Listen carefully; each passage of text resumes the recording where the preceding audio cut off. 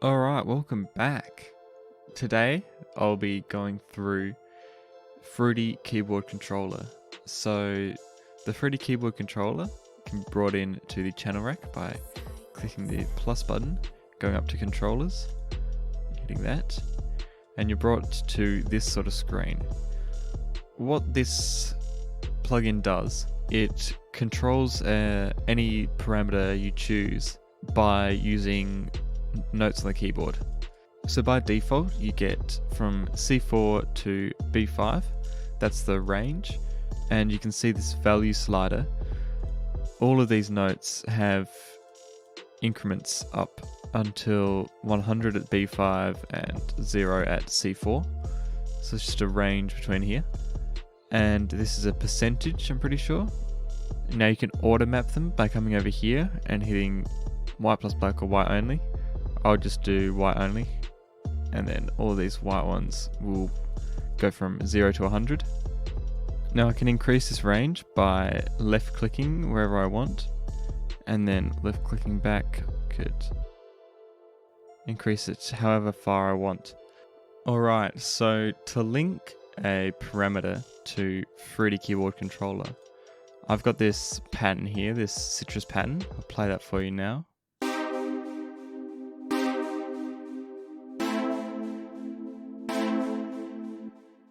And I want to use Fruity Keyboard Controller to change the volume.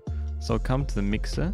I could just go to this volume, but I'll come to the mixer here and I'll right click on this volume fader, and then I'll hit link to controller. Now under internal controller where it says none, I'm going to come here and hit note, not velocity, note, then accept.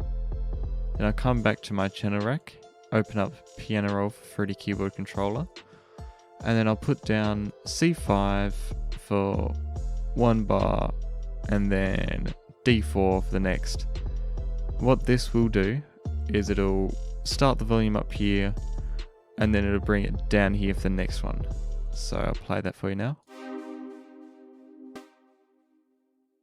Now as you can hear, it's not completely accurate, but that's because this has got a little attack here.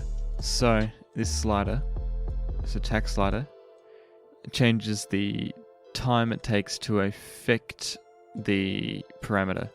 So I'm going to set this to 0 and this release to 0.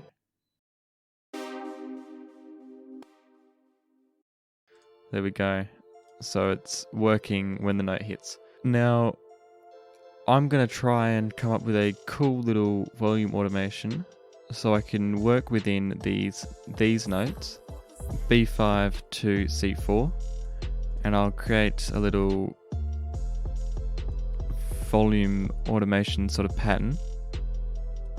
But what I'm going to make sure to do, I'm going to hit this note off value so that the sound stops, and because it's down to the bottom, that's 0, so the sound will stop when a note is not playing. So I'll demonstrate that now really quick. And then when a note comes back. So that's how I like to set the note off value. You could change it to 100 if you want, so when there's nothing playing it just goes up to 100.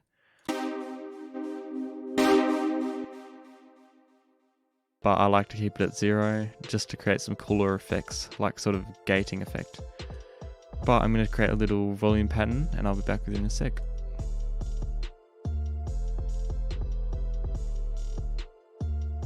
So really quick, that didn't take long. Just created some notes and then some spaces, and I've got this pretty sort of glitchy sounding pattern.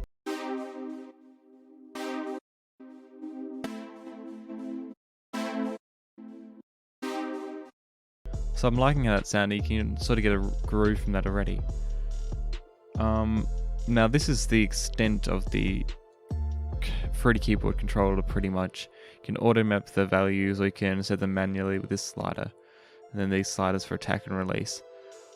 But I'm going to go over now what you can do with a pattern that's got this sort of effect on it. So I'm going to come here and hit quick render as audio clip. I'm going to drag that out. It's going to be 8 bars. It's got other instruments there, but I'll cut it up.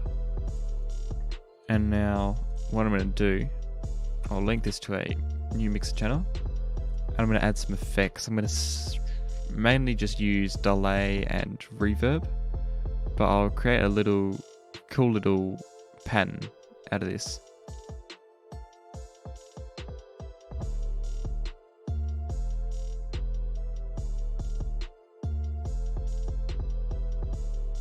So really quickly, I've added a lot of effects, as you can see.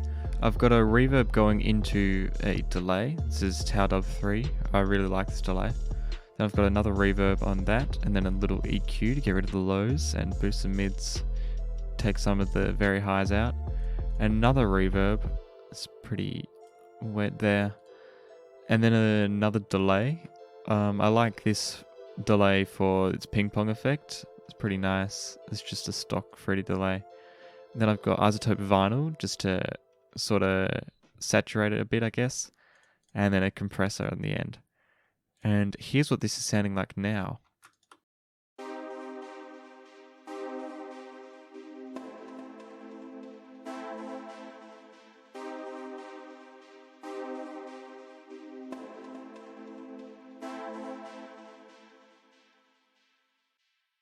So with some time manipulation effects like reverb or delay, this fruity keyboard controller with the note off value at 0 can really change up melodies and create some pretty weird effects. So I definitely urge you to check out this form of automation. It's pretty much just a form of automation. Same with fruity envelope controller. We'll get onto that in a future video. But this is just through MIDI. So, I hope you learned something, hope you enjoyed. Thanks for watching, make sure to like, subscribe, and I'll catch you later.